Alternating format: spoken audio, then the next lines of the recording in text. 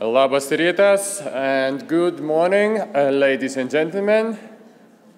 Welcome back at the Advancing Women in Leadership Roles Forum for Europe. This is day 2, the final day of the conference. We still have many people joining us. I'm so glad. I was a little bit scared, realizing that the dinner was successful yesterday. We are starting today with a video by National Olympic Committee of New Zealand, which is a world winner of the IOC Women and Sports Trophy. And we'll see some cases of achievements on gender equality. In 2012, New Zealand, a South Pacific nation of just 4.5 million, finished 15th on the London Olympic Games medal table. In the team of 184 proud Olympians, 47% were female. 50% of the team's gold medals were won by women. 2 years later at the Glasgow Commonwealth Games, again, New Zealand's female athletes inspired a nation. The positive impact of all these female athletes on young New Zealand women will be felt for years to come. But history shows sporting success for women has not always been easy to come by. In 1920, Violet Walrond became New Zealand's first female Olympian, competing in swimming at the Games in Antwerp. The 15-year-old was not allowed to leave her accommodation unless to compete, nor attend any team functions. At just 18 and ahead of the Paris Olympic Games in 1924, Violet Walrond was reluctantly forced to retire from competition. Her father felt she was already too much in the public eye. Little did she know she had started a momentum that would continue to build. The power of the role model had begun to take effect. It's really important to have great female role models because young girls growing up, they learn from watching those role models subconsciously and see, well, if there's a girl out there doing it, that means that when I grow up, I can go out and do that. At the New Zealand Olympic Committee, we strongly believe gender balance leads to better decision-making, better organisations and ultimately a better society. To achieve this outcome, we've introduced many proactive policies and programs. Well, we want to be the best organisation that we can be, to have men and women at the table thinking actively about the issues that confront the NZOC and to make progressive, forward-thinking decisions. We need the best brains around it. So it really comes down to a fundamental of performance. In taking the lessons athletes learn through sport into boardrooms, high-performance roles and business careers, we can help drive the impact and ambition of all New Zealanders. Programs like the Aspiring Women Olympic Leadership Program give retired female athletes opportunity to become leaders. I'm learning to translate the skills that I learnt on the field of play as an athlete into the workforce. Increasing awareness of the issues is also important. Awareness leads to change and regular research and reporting is paying off. With Sport New Zealand, we monitor representation on New Zealand sporting boards. We're aiming for 40% female directorship by 2020. A year-long research project supported by the IOC will help shine a spotlight on how New Zealand women are portrayed in the sports media. As a competing athlete, I always preferred to be described as strong, athletic, ambitious, with the focus on my results. And through proactive communication strategies, we share the stories of our inspiring female athletes and celebrate the power of the Olympic and Commonwealth Games to make the world a better place.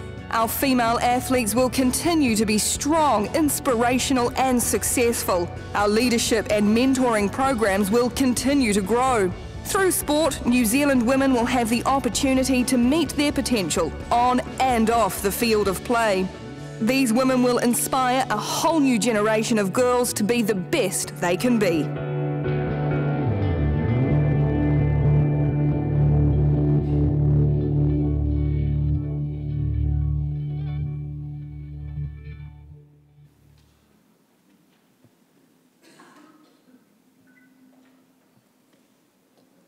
And so we'll be starting with the third discussion panel, and the title of which is Education, a Tool to Foster Women's Leadership.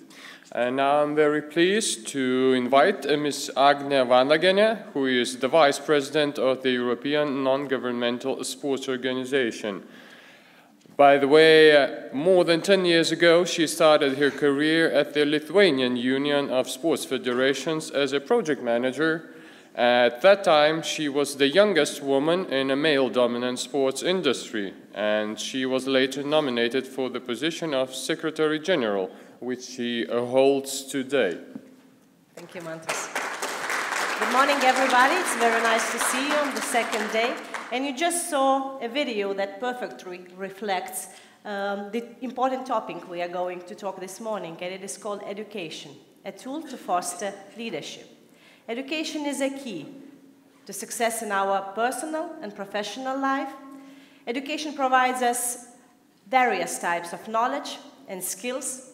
Education is a continuous process, which we start when we take the birth and end when we end the life.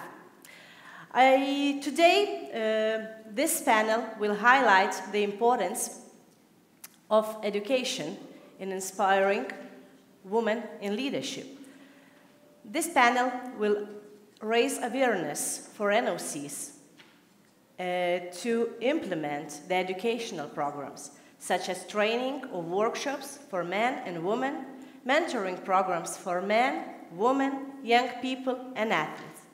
I have a great pleasure to invite for the panel discussion outstanding speakers. Please welcome them warmly. Susanna Rahkamo, Vice President, Finnish National Olympic Committee. Jean-Michel Saive, Chair of the European Olympic Committee's Athletes Commission. Laura Maria Tiidla, Youth Olympic Games Young Ambassador from Estonia. And Marco Arpino, Director at the Italian National Olympic Committee.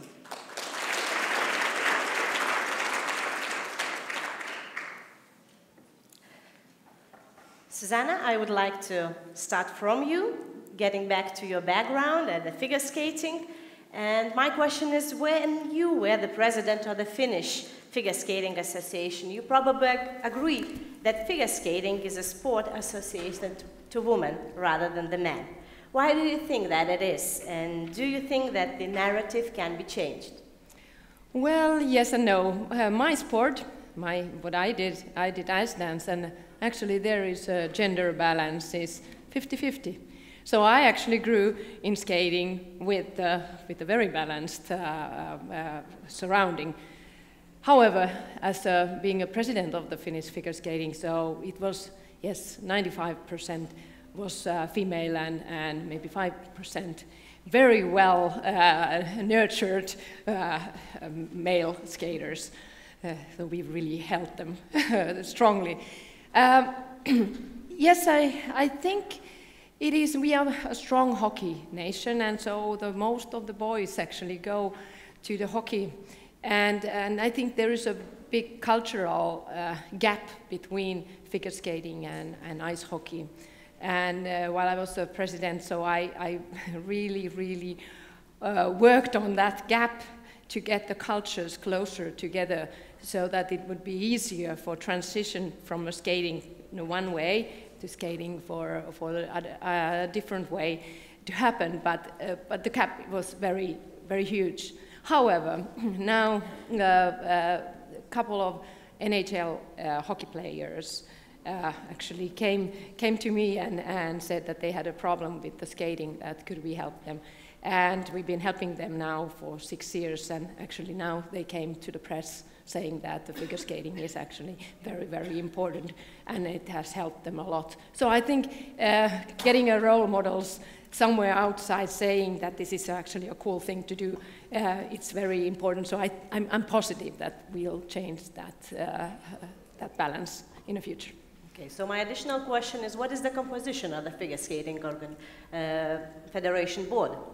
Well, we have a majority is females, but we do have a balance also there. So when I was elected, then we had 2 males and and 6 women there. And we always had at least 2 men. And I think that was a very important thing, that it's not the only female board, but there's males, even if it's mostly girls on that sport. But I also felt that it was very important that there is diversity, also otherwise that we have a different kind of skills, that we have lawyers, there we have somebody from financial side, so also the professional skills need to be diverse. So diversity in many ways, young people, old people, so we have a lot of opinions, a lot of kind of viewpoints. Somebody presenting a small club, somebody for a big club, so that we kind of see the whole picture. Okay, thank you. So in the 15 years that you have been working in the sport movement, what has changed? I heard a bit that the board composition has changed, but what needs to still be done? Well, yes, I think, well, when I landed on a leadership position, so I was in the figure skating, so in the female surrounding, but and I didn't notice that there was any kind of a problem somewhere outside. But moment I kind of need to collaborate with the different organizations, and then I noticed that, hey, here is some frictions, and I noticed very quickly that figure skating was not in the minds of people. Female sport was not in the minds of, and so I kind of had to kind of remind that, hey, there is quite a many females doing sports, and it's important for the society, and very often I noticed then that the male counterparties, they were somehow kind of amazed, kind of like stopping for a moment if I kind of talk about something alien. And like, really, they didn't say anything, but you could kind of tell them, like, oh yeah, yeah, oh yeah, I really, yeah. But I think I kept on reminding, and many women did. So I think it has changed. That it's not anymore an alien thought. So it is a kind of a norm in the society that we have. Girls doing sports and also women in leadership positions.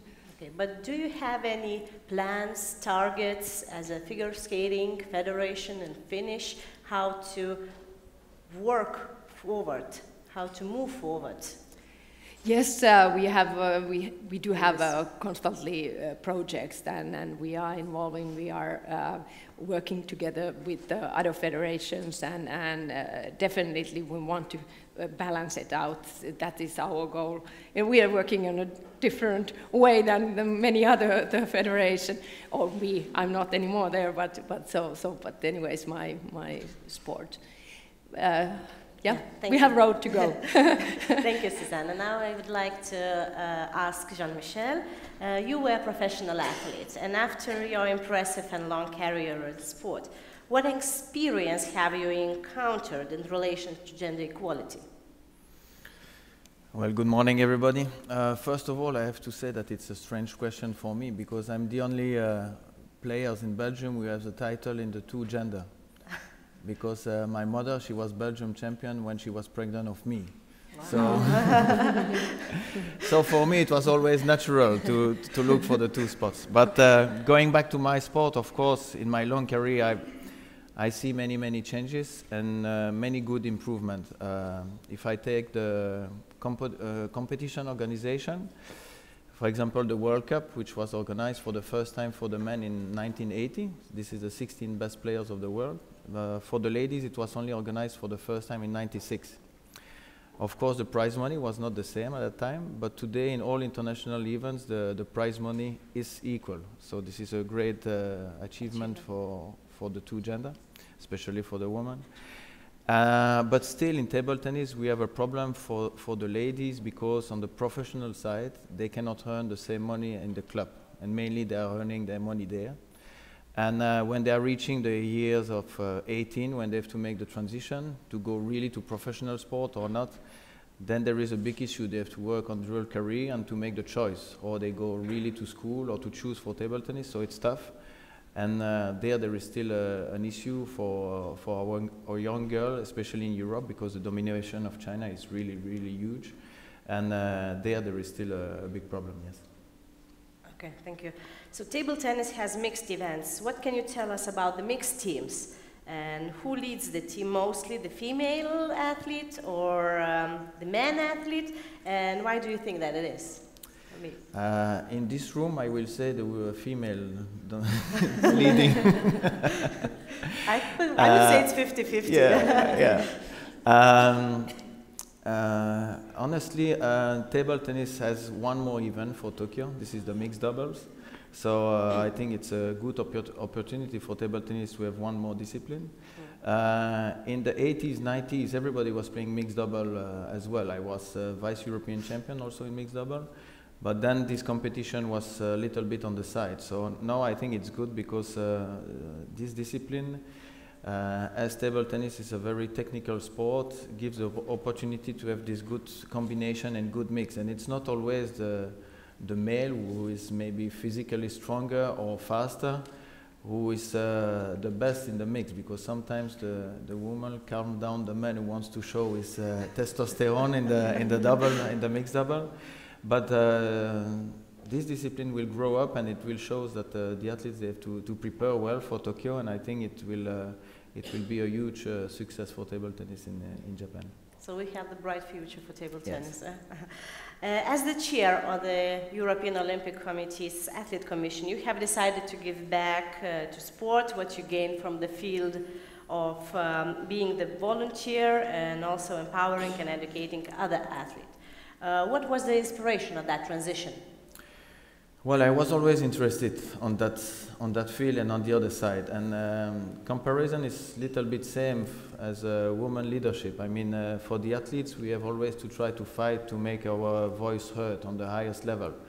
So it's always a fight. It's not the case everywhere. We are fighting to have athletes commission in all NOC, which is still not the case in Europe. So it should be. In some NOC, we are just across. That athletes commission is there, but not really efficient. So we have to fight to have our voice heard and efficient. So I started in the 90s in my sport, because at that time the Athletes Commission didn't exist at all. So we created the Club of Table Tennis Professional to make the voice of the athletes heard on the highest level. And then, well, I grew up there. I was president of this Club of Table Tennis Professional, and then in my NOC in the Athletes Commission, and then now in Europe. Yeah. Okay, thank you. Now I would like to ask the question, the young delegate, which is probably the one panel which we had a young representative, and this is Laura Maria. So as the Youth Olympic Games ambassador, an athlete, how do you think has sport played a role in your life? Thank you, and good morning to everyone from my side also. I don't think that I need to talk about the importance of sport or the power of sport really in this room, because we are all loving sport and can understand the passion of it, and we're lucky enough to have experienced sport in our life. I don't have the same career as some of my fellow co-panelists of attending 7 Olympics, but it's really, really impressive. But I can really draw the experience from my own career and my own also professional career of working in sport management for 6 years. I think sport has shaped me into the person I am today, and it has provided me with all these social skills of confidence, teamwork, but also being independent on my own. And I'm sure it will play a big part in my future career and future life. But I think what is most valuable to me is that I have found the joy of moving from sport, and that is something that I feel a lot of people are missing.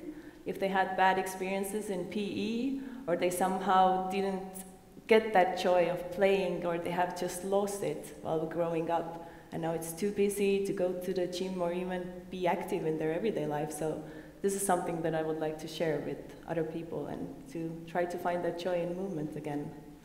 And also being part of the 2 edition of the Youth Olympic Games, not as an athlete, but as a young ambassador, and also as a volunteer last year. I think I feel very sad that I didn't have a chance to be a part of it as an athlete, because they started only after my career as an athlete was ended. And I really admire the education and culture program that is part of the games, and I think seeing also what the transformative power it has had on the young athletes, I think this is the way to go, and this is a very good idea how to include the dual career already in the very young athletes and introduce them to the international sports scene, and there is more also after the athlete career has ended, and to just keep them in the sport. President Thomas Bach at the opening ceremony yesterday told that sport has the power to encourage and to empower women, and I see it on you, and I'm really happy about that. Thank you. But you personally expressed your interest in gender equality, and especially in male-dominated sports. What do you think are the challenges the women and girls are facing today? Well, my own personal experience with male-dominated sports is because I have a judo background, and I was working also as General Secretary of the Estonian Judo Federation for 4 years. So Susanna had opposite problems, not problems, but just discrepancies. In judo in Estonia, we have 90% who are male and only 10% female. So for my 4 to 5 years in the Estonian Judo Federation, I witnessed 3 different boards, and all had 7 members, and in that time there was only 1 female board member, and who was also there kind of like a quota, I would say. She was there to have someone female on the board, and she was the only one, and I can say that it wasn't good to only have 1 female board member, because she felt cornered and left out, and she didn't have anyone to rely to. But we were kind of working as a team together. But I'm just thinking it would have been nicer for me also working in the administration to have someone to look up to in the board. So I think it's very important to have role models in sport. And related to that, I'd like to take you up on a little challenge, and I'd like you to think about who is your biggest role model. But I'd like to ask also, so could you raise your hand who thought of a female role model? Who is your biggest role model? I see like 6 hands. And I thought about a bit more in this kind of event, but I'll just share the example that I was at a sport management course in Finland. We had 50 young sport managers, and when the same question was asked there, only 2 young people raised their hand. And I wasn't among them either, and I'm just thinking that young people are very influenced by what the media is saying, and the sport media, but it's also the case that we don't have many sport journalists, female sport journalists, so we have to be more active in creating the dialogue and setting the structure for this conversation, because the young people, unfortunately, they don't have as many chances to be in these panels and forums, so they rely on more on what the media is saying. So I really like what the IOC media is also doing in promoting young leaders, sport leaders, and setting these role models for young people. Yeah. At the ENGSO, where I'm the vice president, we have the slogan for the ENGSO Youth Committee that they give youth a real word in sports. That's really, what you said, that's really important also. But I want to get back to the Estonian Judo Federation, where you said that there was only 1 woman at the board. What is the situation now? There's no female board members currently. Okay, so even worse, all right? Okay. But you have heard many leaders yesterday at the opening ceremony, at the panel discussions, male and female, talking about the work that still has to be done to reach gender equality in Olympic movement, but how the young people can contribute to that. It's so nice to hear that question that someone asked, what the young people, how they can contribute and what they would like to do and say. I think the first thing to do is to ask young people to be part of this and think about how you can involve young people, both female and male, in your organizations. And if you have a youth committee, as Halla was presenting yesterday, it's not good to have sameness. And young people who are under 30 take up 50% of the world's population, although more in the developing countries.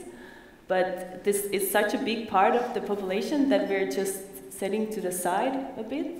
So I would urge you to think more about the youth, and if you see a bright young person, to encourage them and support them, because I really feel I was lacking that support growing up, and in judo I didn't have that many role models to look up to, and then I come to these amazing events, and I'm very happy that I have this opportunity, and then I see so many inspiring women, but a lot of young people don't have that opportunity. And what has really related me was the saying that be the person you needed when you were growing up. So this is my call to you, to think about what was the role model, what you were missing when you were growing up, and try to be that person right now when you are already in leadership roles, and support the young person, both male and female. Thank you. Thank you, Laura. And this is the message from Laura to you to take back home. And now I have a questions for Marco. You went from athlete to leader in National Olympic Committee, and many athletes, especially female athletes, are rarely engaged in sport leadership after their athletic career. What can sport organizations do to engage them more so that they can give back to the sport but also evolve in their career? Well, good morning to everybody. Good question. So the question is, what can the sport organization do? So what can the main sport organization do? So the question refers to the role of the main sport organization. And on the basis of my own personal experience, I am firmly convinced that sport is not a magic island. We are in the society, and we can find several lacks of gender equality, because sport environment is a part of society. A sport environment is government by cultural and consensus-based schemes. So I think that we have to have an, how can I say, a pragmatical approach, and we have to have an holistic approach. So I think that we have to have a very good strategy with clear goals and with clear parameters. So I think that we have to find an answer to your question. For example, I think that the answer refers to the ability of the sport organization to develop synergies with the other institutions at local, regional, national and international level. And I think it's very important, these synergies with the other institutions. We are in the European Union, and we know that European Union has launched a very important program, the Erasmus Plus Sport program. And I think that we have to be part active in this program. For example, dual career. Dual career is one of the most important aims of the European Union policy. Dual career is a must for athletes, but is a major responsibility for the main sport organizations. So the main sport organization have to be more active in the Erasmus Plus program, taking part in the Erasmus Plus sport projects by consistent project in the dual career areas or in good governance. And I think that in this way we can support the development of the gender equality. And when we take a part in an European project, we have to be in compliance with the European regulatory framework, and we have to be in compliance with the European strategy, and we have to be in compliance with clear goals. But we have the opportunity to make relationship, to make networking, to share experience, and to have an added value, an European added value. So my answer refers to the ability of the main sport organization to develop a strategy. Okay, thank you, Marco.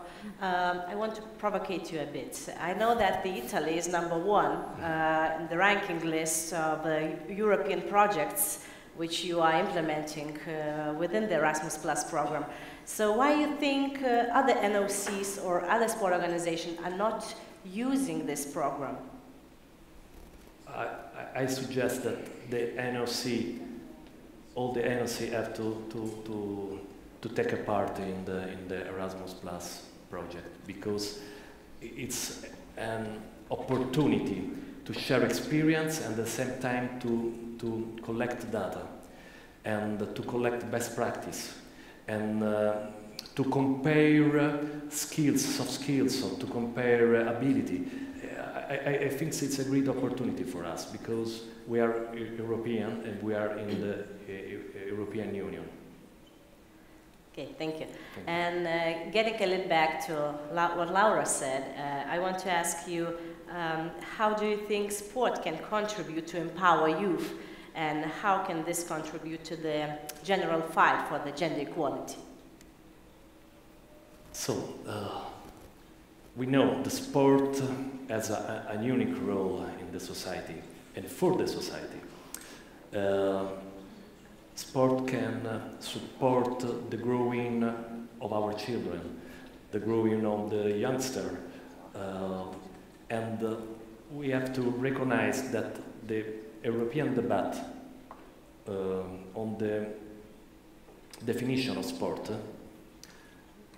has opened new scenarios and new opportunities for the main sport organization.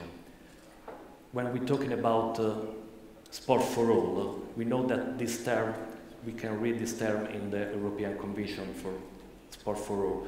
When we're talking about grassroots level, we're talking about a term that we can read in Erasmus Plus program. But these terms show us that sport has various levels of practice.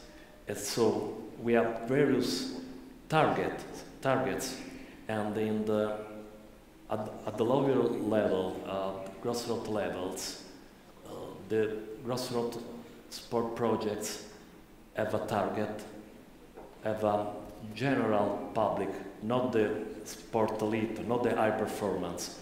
So I think that these projects are focusing on fun, play and leisure.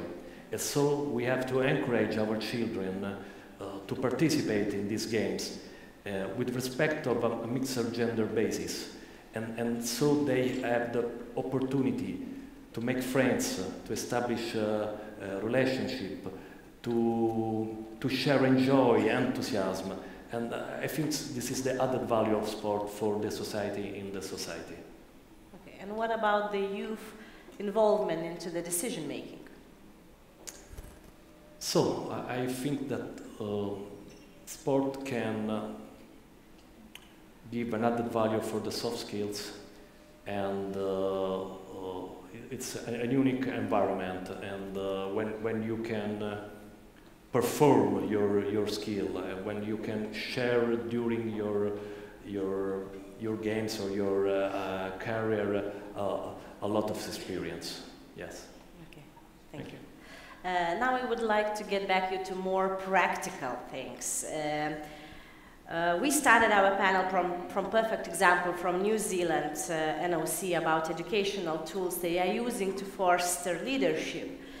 Here in Lithuania, we also implemented quite many projects and initiatives to promote gender equality, to raise awareness, and to train and enhance competences to women to stand for leadership positions. Like, for example, SCOP project on coaching. We had a project that President yesterday mentioned at his opening speech, Let's Start the Change. We have also Miracle and Success projects. All of them are on skills improvement and education for women. Are there any educational tools your NOCs are using for education to foster leadership and to empower and encourage women, that could be a message to other delegates that could be bring back to their own countries and be implemented nationally? Susanna. Well, actually, we are starting next Sunday a program for 20 young leaders. They are already leaders in some level, maybe in a club level, have a one-year program to get them move up on the ladders, about decision-making skills, about the leadership skills, about the communication skills, to build up their confidence and work with themselves, like we yesterday heard, that's a very important thing, to have the courage to step up, put yourself into the openness and to the vote to get into the position. So we are building one-year program with the mentoring, with the individual mentoring for their path for 1 year, and let's see what happens with that one. So that's the first thing. But it's actually a spin-off from another project, which was like, this is actually called like Lead Like a Woman, and the other one was a Coach Like a Woman. And when we were doing that in our national Olympic committees, and we started to notice that actually there's so many topics that kind of were not handled there, but should be, and that was about the leadership, that actually is lacking.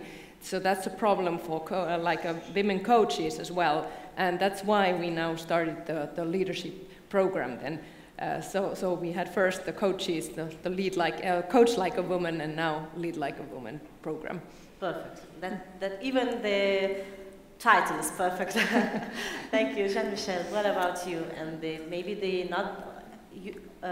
also the European Olympic Committees and the Belgium Olympic Committee. In the European Olympic Athletes Commission, we do not have a program, but I have to say that the numbers is a little bit different. In the Athletes Commission, 60% of the members are female. So we do not have this gender equality, even 50-50. And the Athletes Commission, mainly the chair position are taken by women. If you take the IOC Athletes Commission chair, the last two chairs, Claudia Bockel, then now today Angela Ruggiero, a woman. We saw Barbara Kendall, she's chair of the ANOC Athletes Commission. So in WADA Athletes Commission, Becky Scott also. So I think on the side of the athletes, it's maybe coming from, let's say, the generation. The athletes are involved, and the women are really involved in the Athletes Commission. So I think it's good. So this is why we don't feel at this moment that we should change something. Maybe the male has to start to do something. But no, I think it's a good thing. And in our NOC we have changed the statutes last time. And I have to say that it was a long discussion that our president tried to suggest to the board, but the women inside the board, they were not so happy that we will start thinking about quota. So they felt a little bit insulted that we were thinking about this, and finally we didn't have any. And now we have 30%. We had a little bit less before, but now we had just the new election, so we had 30%. And in the European Athletes Commission, we will have our election next week. Yeah. And on the 18 candidates, it's 10 men and 8 women. So we are nearly close to 50-50. Yes. So we are on a good track. Okay, thank you. Laura? Well, in the Estonian NOC, to my knowledge, there is no female in leadership programs. We're now starting with the dual career topic. That was also one of the most important aspects of the Estonian presidency. That's still ongoing.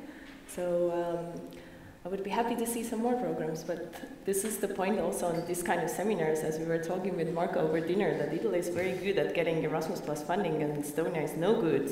But this is a way for us to cooperate and come together on these terms and learn from the more experienced countries. So this is also added value of these kind of forums. But from my own personal note, since there aren't that many projects in Estonia, so with the support of the Olympic Solidarity and the Young Ambassador Program, they offer funding for the young ambassadors to run their own projects. So I am doing one in Estonia for girls and women in judo, and I was sad to realize that this is the first program in 20 years I've been involved in Estonian judo, and this is the first time that something directed only for girls and females is taking place. So this is my chance and opportunity offered to me to do something about it. So in 3 weeks we'll have our first seminar, and we will see how it goes. Okay, thank you. Marco, you will have a lot of experience here, and you will share with us on a lot of tools.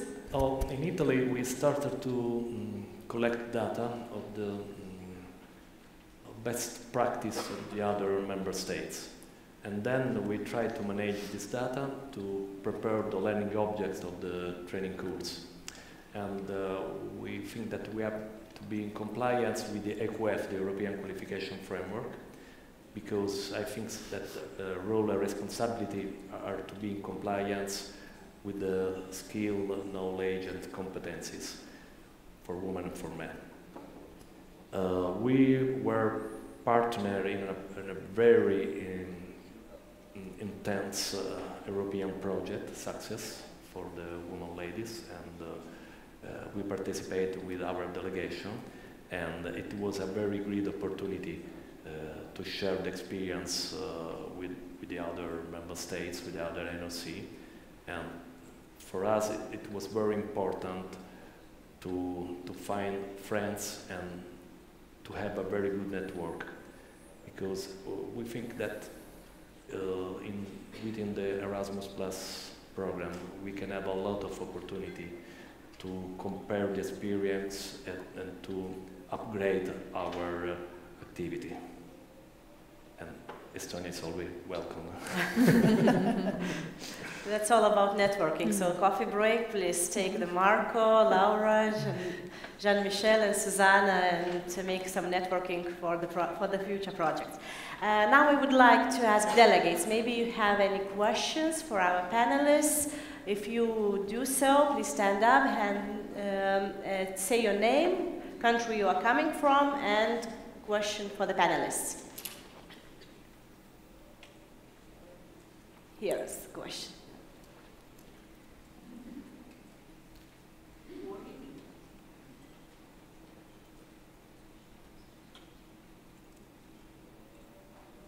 Thank you. Hi to everyone, my name is Mailina Filici. I'm from Albania, Olympic Committee, and I'm a member of Board Executive. I would like to say to everyone that it's a lot of pleasure that we are also live on Facebook transmission, and I saw there Brigida's of ENGSO some suggestions to change the status for having more women in the executive boards can be the way of having more having balance in our organization. And I can say that the Olympic Committee of Albania has the decision and the suggestion for all the members of our organization for having 30% of members, women members at board executive. We are organizing in our country on next Monday on forum for gender balance in sport. I don't know if you realized, everyone realized yesterday at the second panel, the representative of UN Women talked about the Albania example, about the government decision to have and the strategy for having in 2020 40% of women in leadership in all in government and in the local area also. So in the Olympic Committee of Albania and the organization of sport, we have to change also and to suggest more participation for the women in our board executives and in leadership roles. Okay, so that was a comment more than a question for the panelists, but maybe we have questions, the precise questions for the panelists.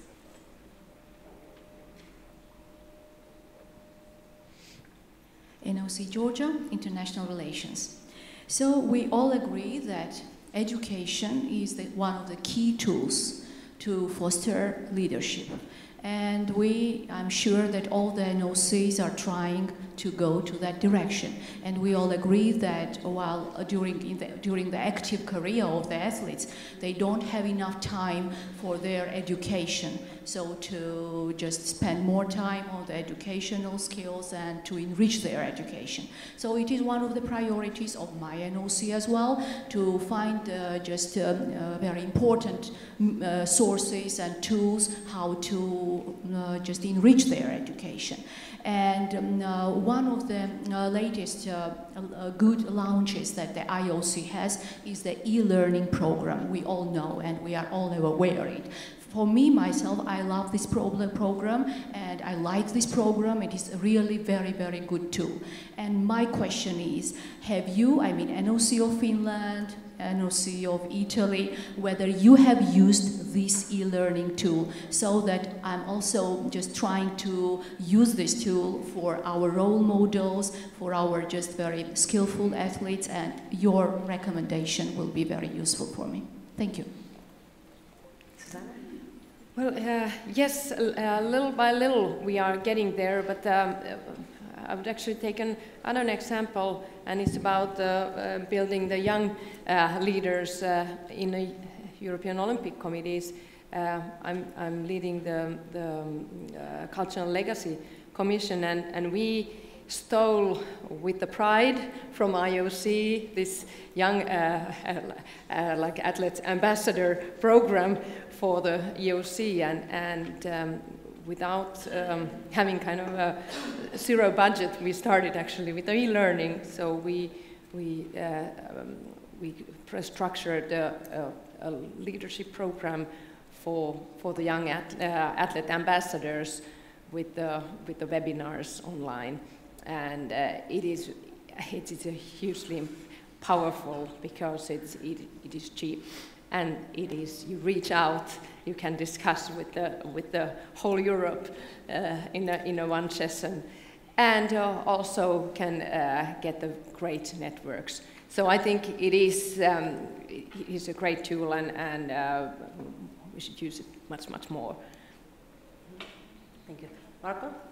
Yeah, in Italy we have an experience about the e-learning, but I have to share that sometimes we need regulatory action to introduce the e-learning, because it was forbidden in Italy to use e-learning.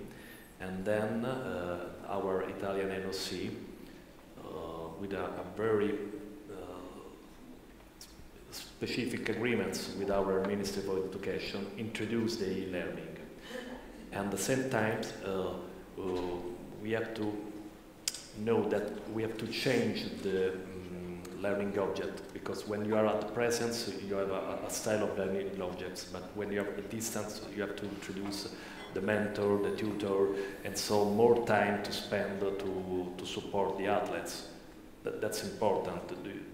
Do you have to prepare with a vision, and perhaps I can suggest you to introduce in the secondary school the vocational training for the athletes, because when they are in a dual career program, they have no time to spend for the education. But if you motivate the athletes and you can show the future, and you can prepare this athlete to entrance in the market, so it's a better way to manage the dual career program. And we have several cases of athletes that there are now coached, because we prepare these athletes with vocational training. I think it's a good experience and a best practice to share with you. Jean-Michel, you also wanted to add something. Yeah, I think it's a very, very good point to go on dual career and e-learning, and we have also in Belgium with Athletes Career Program and ADECO. And in some sport, the career is a little bit longer than before. And we have to convince not only the athletes, but also the coach that dual career for the athletes is very important. And sometimes the coach, they are, which is normal, very, very much focused on the sports side. Yeah. This is normal. But they have to realize that there is also another life for the athletes afterwards, and that they have to dedicate sometimes also in this dual career, and it's very important. And now, as I'm working also in the federation, it's difficult to convince the coach that the athletes, they have to dedicate time as well. And I think it's also very good for the athletes to have these two spots, because sometimes they're doing good or not good in sport, but then they have the normal life or the dual career that they can go and improve their skills by studying, and then they are not so much lost in space when they finish their career because they have something in hands too. So it's good for the education, but also for the coaches.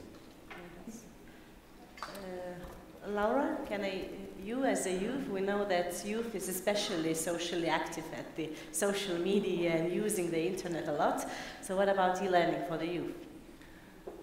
Well, coming from Estonia, that is a very tech-savvy country, I'm very surprised to hear that e-learning was not allowed in Italy at all. For us, it's completely different. We embrace it and see it as a very flexible way to do learning and education, especially for athletes. And I think the athlete learning getaway that our Georgian colleague was referring to is a very good tool, but it needs to be also shared more. And I think in a lot of countries, also including Estonia, with the younger athletes, the language is a problem, and they would need some additional mentoring. But I'm very happy to hear that the EOC also has a youth leadership program.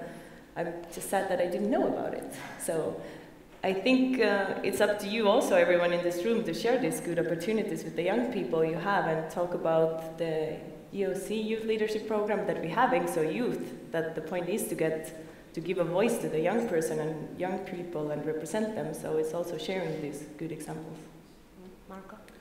I would like to suggest to use the EU guidelines on dual career, because with these guidelines you can have several good practice, and at the same time it's more easy to identify the stakeholders, because it's very important to identify the stakeholders. For example, we have the family, we have the coach, we have the sport organization, we have within the sport organization we have the club, we have the National Sport Federation, we have the National Olympic Committee, and etc.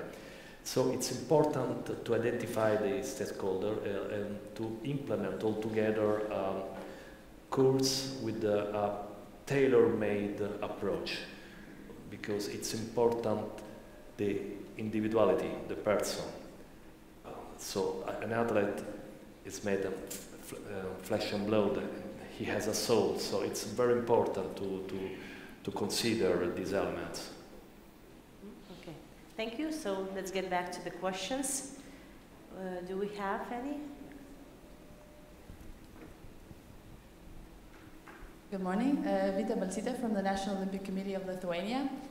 I had actually a grassroots question. Yesterday I was thinking about this event, about yesterday's discussions, and basically we've been preparing for this forum for quite a lot of days, and I was very happy that Laura asked about the role models, because I think that the role models are very important, not only in leadership positions, women in the role models, but also athletes as role models for the young kids. And when we talk about education, probably we have to start from the very little ones. So we as the NOC, we are now producing a fairy tale, a story for kids to promote Olympism and the Olympic movement. But as in most of the fairy tales, the main character is a boy or a male personality. And then you think that, well, if we want to make a change, probably we need to have a whole institutional approach in the NOCs just to see that the reach for change has to happen in all of the levels or all of our activities, and we really have to be aware to promote leadership, not only leadership as at the top level of leadership, but to promote the change and to encourage women and show that women are important in sports as well as men. So maybe you'd have some kind of ideas or examples of how the whole institutional approach could be taken in your organizations. Marco, let's start from you this time. Okay. again, sport movement is governed by cultural and consensus-based schemes. So I think that for these reasons, regulatory actions are desirable. We have to respect the role of the IOC and the role of the state members and their power to issue rules. But I think that we can use a new strategy. For example, I like to use this, what can I say, the system. When you visit a cave, you can see the stalagmites on the roof and the stalagmites on the floor, and columns result when stalactites and stalagmites meet. And so columns show us the solidity, such as the solidity of our action in support the gender equality. So I have the much respect for the sport movement. I believe in sport movement, but at the same time I believe in the credibility of the legislation, in the credibility of the public rules. So I think that sometimes we need regulatory action. And today in Italy, our parliament is discussing on introducing several gender equality parameters. And it's a great idea for us because the parliament want to introduce these gender equality parameters, but they won't delegate our NOC to identify the parameters because they want to respect the autonomy of the Italian NOC because we are public administration. I think that we are a unique case because we are the Confederation of National Sport Federation. We are public administration, but it's a huge goal to identify the gender equality parameters. So we need the help of the IOC because with this vision of stalactite and stalagmite, we have to build a pillar altogether. Okay. Susanna? Yeah, it is. It was a very good question and a very good example of taking a role model as a female for kids as well in the drawings and so on. It's a lot about in our language. It's how we like live in our culture. So, and I think it's a cultural change what we have to do, and it happens in very many levels. So it is very important that we have leaders who say about it loud. We have the 2020 agenda, but then it's very important what happens everyday life in all different parts of, well, like life, because it's there. We very unconsciously actually act. Even like we have those assumptions that this is how it goes, and if we don't build up new pictures in our brains and new kind of ways how the culture works, then it's very slow. So when we're talking today about education, so education is not only women, to educate those women to be stronger, which is very important, but it's also in a very many levels of society, kind of building that awareness that, hey, why do we actually use this wording? Why do we use these pictures? So can we change them and so on? One example is that I actually yesterday talked about the media, that when they are very little showing female sports. So it was really bugging me 1 week. I felt that there is not a single news about women's sports in Finland in sport news.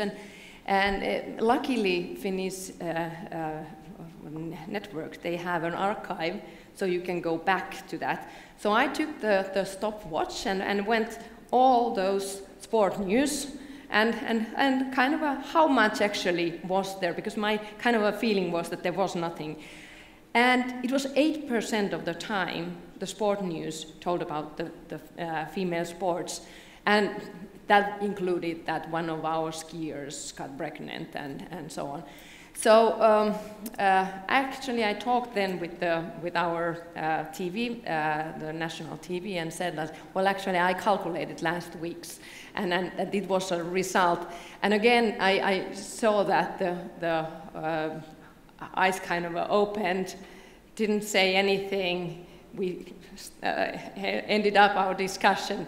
But I noticed that somehow it's in the next couple of months there started to be a bit more of female sports in the TV. So it's kind of we just kind of do the things in a certain way. The people are not aware even sometimes that there is a problem.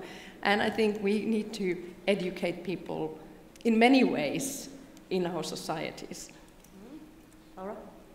I'd like to also follow up on that. The Women in Sport network from UK is doing a very good research in how much are women presented in the media. So, but to follow up what Susanna was saying, I think it's important to also rely on the facts and present them, because they maybe weren't even aware how little the female athletes are represented in the media, and especially in a positive way, rather than just getting married or pregnant, etc. So it's very important to remember that when you're doing advocacy for these issues. But I'd like to thank you for the question, because we just had this discussion yesterday with Heidi that we both had Pippi Longstocking, if you know the character from Scandinavia and Baltic countries, who was this who was a character in a children's book by Astrid Lindgren, and she was very strong. She had 2 ponytails, pigtails, and she had a horse and an ape and a monkey also. And we both had her as one of our only few female role models, or girl role models, when we were growing up, and it had a big impact on both of us. And I'm happy to see more and more, even in Disney movies, these princesses, heroines who don't need a prince to rescue them and can kick ass on their own. So this is what we need more. Yeah, thank you. Yeah, we have the question, one more here. Hi, Sarah from GBR. I think it might be a question for you, Susanna. You were talking about skills mix on boards as well as just the diversity, and I think probably for most of us, we'd like to be recognised for the contribution that we make, not just our chromosome set. So the question is, do you think we're doing enough in sport to reach out to professional women, say in sports science or communications or marketing, to make sure that they're aware of the opportunities? Because if part of the difficulty is at grassroots level of predominance in some sports of male athletes, how can we connect better with those professions that will really bring those skills onto sports boards? Yeah, that's a good question, because it's in a society, things goes like they've been going if you don't kind of push the awareness there. And I think we might need to be more active in kind of getting those people, like searching them and getting them involved, like working like a headhunter in that sense, that kind of recognizing where are those skills and can you come and work, and we recognize that you're very skillful on this, that we actually need this kind of, so promote and pick them up. Grow them, pick them up. Jean-Michel? Well, I have to say I'm very pleased that I come to this forum. When I stand here and I look the hall, there is less than 15 men. It's crazy. Yesterday in the panel, in the end, it was 10. And it's somehow it's shocking. And it's like we have the nice speeches, and then the numbers, and then somehow from the male side, it's like, okay, we close eyes and okay, we make them happy, they have their forum and it's good, and then we little bit escape. And it's unfortunately, and I'm not pleased to say this, how I feel today. A little bit reality. And I'm really pleased that I came today because I heard many, many interesting things for myself. about the role model was very good. Then I was starting thinking, okay, I would say this man and this man, this man, and I realized, okay, Steffi Graf, Nadia Comaneci, and like this, but there were only 6-7 hands from the women in the audience who raised their hands. So we have to think differently. Of course, it takes, unfortunately, time, but I think it's very interesting, and we should not close our eyes and try to work day by day, step by step, even if it takes time, even if we are in 2017, to go and to promote 50-50, the two genders, that more women will come to sport, more women will do sport, more professional women will be on sport, and then later on, more leader. So I'm really happy that I came here. Thank you. Laura? Yeah, I'd like to just follow up on what Jean-Michel said, that we don't have that many men here. And as Donna was highlighting yesterday, that it shouldn't be acceptable that they just leave.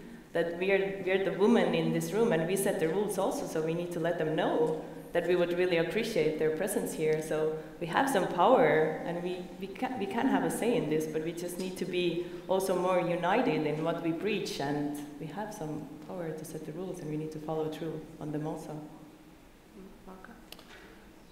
We have to support gender equality every day. At the top, the institution; at the bottom, the people that work every day for the special arrangements for the gender equality. But we have to consider the people that spend the time for the gender equality, and we have to prepare these people, and to prepare, I think, in compliance with the common standard, European standard, because we know that the full movement, it's one of the principles of the European Union, and so we have to compare our experience with the experience of the other member states. So for the first time, perhaps we can use a national approach, but then we have to use a common standard because it's time to start. Susanna, you wanted to add something? Yeah, I actually wanted to, and I think it was really good that you pointed out that it is mostly female here, even if we talk about gender equality with this organization. So it's not a women thing. It's actually everybody's agenda should be. And why it should be with everybody's agenda is that actually the world is changing so rapidly that we are in the same boat. And if we want to keep the sport alive, we need everybody's brains thinking and see from all the sides, how do we kind of change this sport culture, sport organization, so that they have a future. And that's why we really need everybody, like working on this issue. And I don't think that we can neglect that there's like half of the population is lacking here, like in a decision making, and so we don't get all the views then what is possible to get. So my question to you all, how to avoid that little bit of escape, how to attract those men here to be here, to listen, and to make the decisions. I pass to you, yes. I take the joker. I was just thinking, passing it to the men, maybe they can relate more. But you will also be answering this question. Yeah, Laura, please. We just can try. Yeah. Well, if you have any insights. I don't have any answer to that right now. Yeah, Susanna. Maybe we have to be headhunters again, kind of ask them personally. Now you see that we now have a lot of questions after this. Yeah, and we have to afford for everybody who is here. Yeah, so let's take a question. Nathalie from the French Federation of Badminton. I think we discuss about the education of women all these days, but I think we have to do education of men. And this is a real change to attract men in this participation of change of mind. There is no education of men about this subject. And I think we have to put some train for men on this subject and work together on the training and change the men to have more men there, because the men who are there agree with her. We have to attract the men that are not agree with our cause. I think this is the solution. Okay, so you gave us the solution to educate the men, right? Yeah, the question there. Hello. I fully agree with my colleague here, and yesterday in the panel I was mentioning the so-called positive actions to train also male leaders. The brightest leaders have gender values in their management set of skills. But anyway, I'm coming from a European institution and we are facing exactly the same problems. Most of our events are basically with women. And also having a critical reasoning among ourselves, we often think that we should go, when we are preparing the event, we should go out what is comfortable, the so-called comfort zone, and try to attract more people, in our case more men, even if it's more difficult, even the people that disagree or do not have the same understanding of gender equality as we have. Because I'm pretty sure that if we ask everybody before starting our events or this event, do you support gender equality? Do you believe in gender equality? Everybody would have signed on Monday evening arriving here and would sign as well leaving today.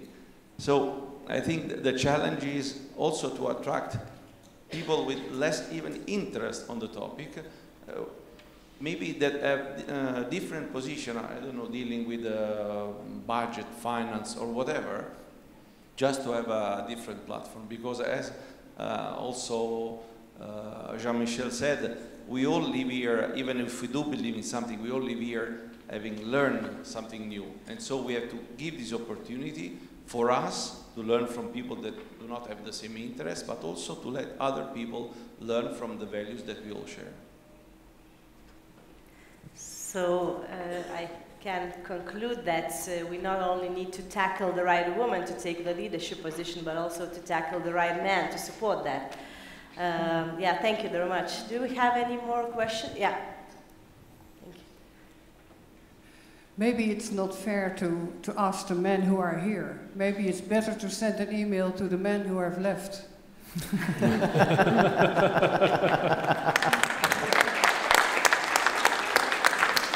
I think Maurizio is an excellent example of a man who really understands what's happening, what's going on at the moment. But I think a lot of other men doesn't realize it's not just a forum coming together, hear all kinds of stories. They have to realize it starts with themselves. And indeed, I think it's very important that the week after this forum, we really send an email to them. And I think it has been also suggested already by David Saunders yesterday, and ask them, what has been the change in your mind in the last week after you heard all the stories? And there it's where it starts. If the men don't change, for sure at the top level, then it will not happen. Then we as women have to fight, and in the end to get frustrated. Now, I'm not a person who is getting frustrated very soon. By the way, I'm Marijke Fleuren from the European Hockey Federation. But it is not easy if the inspiration is not coming for two sides. Yeah. Thank you. Thank you. I saw that we had a question here in the front line.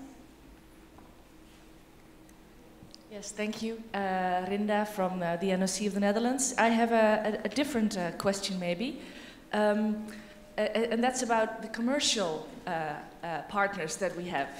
We were talking about education, and I think we all know that there's not more educational value than the media at this point, especially for young people who are on the internet all day, which is not a national issue, and not even a European issue, but a global issue. And I think especially in sports, we have so many contacts with commercial companies who make ads and who make advertisements or movies about sports or about outfits or about, other things related to sports. And if you analyze those ads, they are very much stereotyped when it comes to male stereotypes and women stereotypes. And I think we have influence in that sector. So we talk about government, we talk about ourselves, we talk about education, but we leave out, I think, a major part of an opportunity when it comes to the contracts we make with businesses for, well, whatever we do. If it's on a national level, a European level, or international level, I think we can demand in those boardrooms that they reflect on this and analyze their own products when it comes to gender equality and how they visualize men and women. And my question is, does anybody in the room or in the panel already do this or have experience in that matter? So, panel, first of all, Susanna? No? Well, yes, that's a good question. And yeah, I was 10 years in Finnish figure skating, which is a women's sport in Finland. So we actually noticed we were about to arrange an European championships, and we started promoting our kind of the event and our skaters who were on the top in Europe that time, and noticed that nothing goes through. It's like, hey, we don't get anything into the media. And then we noticed that actually it's because all the reporters in the papers are men, and they are following mostly hockey and football. And then we started inviting the reporters and journalists to us, and we started educating them, telling about what is it going and what you should look at this sport and so on. And with this, we kind of we took one by one those people, and then they started to feel more comfortable of writing about it, because I thought they didn't really know, and they were scared of writing about it. And the same went a little bit with the company. So we, because they had a way of sponsoring sports, and it was not the women's sports. So then we took a data and which products the females are doing the decisions, and then saying like, why are you actually in ice hockey, if you're selling actually for the females? So we didn't really come to our events and so on. But it's again an education. It's kind of a walking with them hand in hand and saying like, yeah, we're going to make it really well. But it's a long path. Yeah, Jean-Michel? Yeah, it's of course another aspect as well.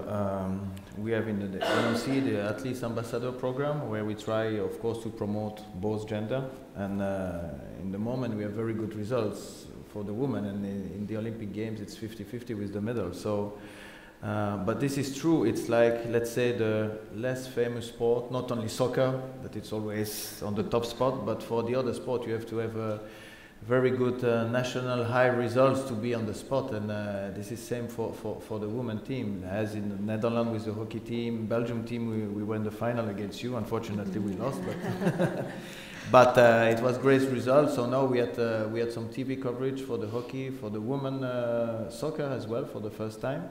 But you need to have results and opportunity, and this is also, as you mentioned, education on the business field and on the media field as well. Yeah. Thank you.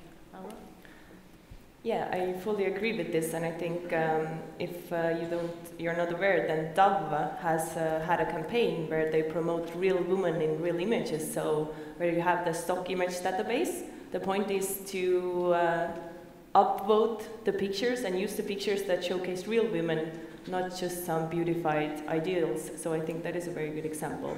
But I'd like to challenge you, Jean-Michel, a little bit, because you said Belgium has won 50-50 medals in the Olympic Games, but do you think that it's equal coverage between female and male athletes in the Belgian media?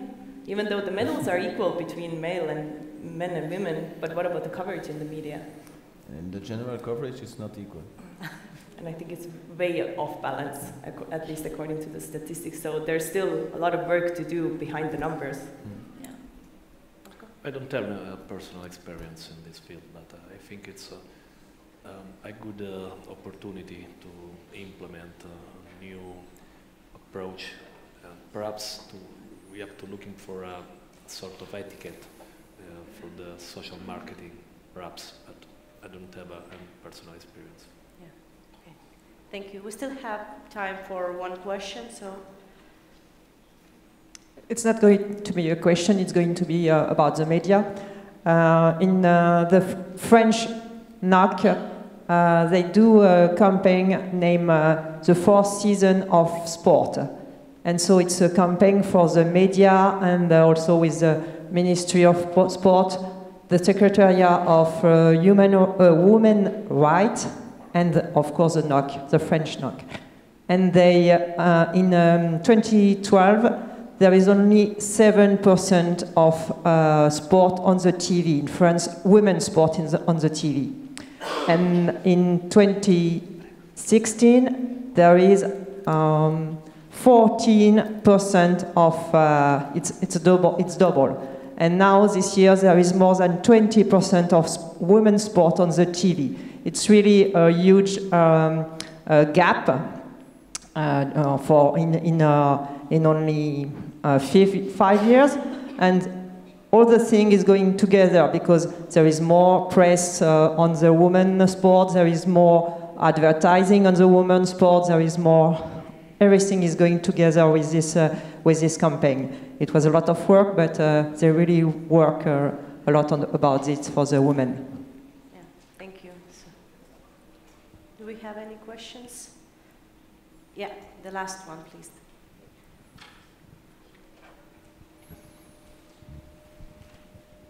Hello, my name is Rasa. Maybe it's like an information, not a question, but I started judo 20 years ago. And when I walked to the trainings, it was commercial. From one side it was woman, from the other side it was man. It was famous at the time, judo players. I walked every day to that path to see that one day my photo will be there. So that role models helped me to my sport. So maybe that sport visibility helps for young people to see role models everywhere, not like something's going on and we don't know about that. So to see more communication, more visibility sport, I think for young people it would be better. Thank you very much. Laura, you want to reflect? I'm happy to see more female judo players in the room. I had the pleasure to meet several. Super happy about that, and also in the international scene, and I wasn't aware. You can talk during the coffee break. But I just wanted to highlight that, as Hala was also mentioning yesterday, that women have this self-doubt and this confidence gap. So the next time you, as women in leadership position, are asked to present somewhere or to have a speech, or to just be, to run for the office or the leadership position, think about also that you're going to be a role model for other women and other young athletes. So this should be the extra motivation why you say yes to these opportunities, and to just keep that in mind. Yeah, thank you, Laura. So thank you, delegates, for attention and engagement, panelists for the work and discussions on this important topic, and we all can commonly agree that education is one of the most important tools to encourage women to take the leadership position, but also the support of men in women taking the decision-making position should be a core value of each organization. Thank you very much. Thank you, Agne, and all the speakers. We would like to give you some souvenirs for your wonderful job you did here. And it was very nice to see so many of you engaging. Thank you very much. We are to have a 30-minute break to have some coffee, because we started early, so some of you missed the chance to have the morning coffee. We are meeting here at 10:30, and then we'll talk about, continue talking about measures to foster women's leadership from two different perspectives. As speakers, we'll share this sports and business insights. See you in half an hour.